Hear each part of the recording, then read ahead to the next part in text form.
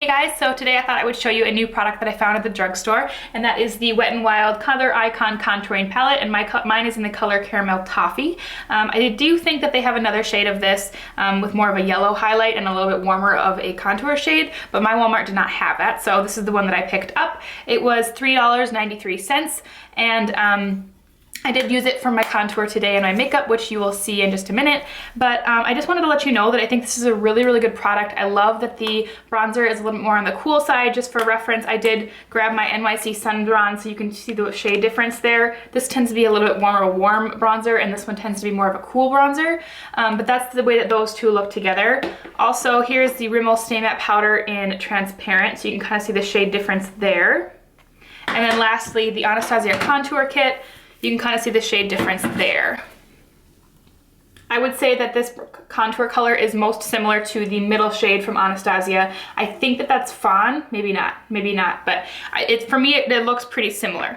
So one thing I do want to mention, besides the fact that these are both matte shades, which I absolutely love, is that they're not the most pigmented, or at least the bronzer is not. The highlight is actually pretty pigmented, but the bronzer shade tends to be a little bit harder to come off. So if you have skin as light as mine, or even a little bit lighter, you might love this.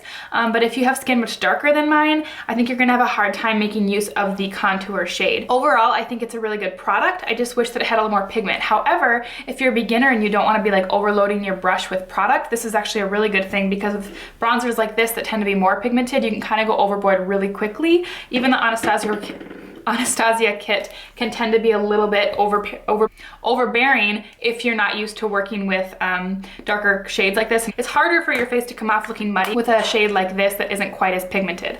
So, and what I did after I had all my face makeup on and my concealer on, I took my angled blush brush from e.l.f. and I went into the contour shade, and I did just kind of mark out my contour.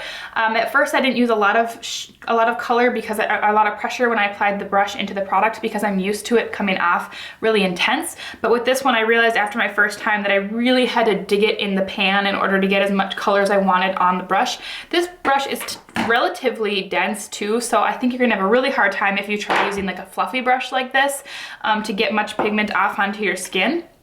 But after I did that, I did take my NYC Sunny Bronzer and my Real Techniques blush powder brush, and I did just kind of warm up the rest of my skin and give me a little bit more color. And then I took the, had set my eyes with the lighter shade in here. I did set my eyes with that before I powdered my face and set everything, but I did go back and apply a little bit more as more of a highlight, and I do think that it did look really nice. And then I just applied some blush from NYX with my Up and Up blush brush. I applied the color Chiffon. And then after that, I just highlighted my face with one of the lighter colors in the e.l.f. Prism palette. So anyways, that is what I came up with for my finished look. So you can definitely see a contour there, but like I said, I have relatively fair skin. And so if your skin is even darker than mine, I don't know that you're gonna really appreciate this product. But for those who are beginning, or those who have lighter skin than mine, I think you're really gonna like this. And it's rare to find a contour shade like this at the drugstore that is nice and cool. And so I think the texture of the powders is actually quite nice. I really liked the way that it applied. I thought it was really easy to blend out, but also that part of that came from the fact that there wasn't a whole lot of pigment to work with, so it's also good if you don't want to look too muddy. Anyways, those are my thoughts on the Wet n Wild Contour Palette. I hope you enjoyed this video, and I will see you next time. Bye!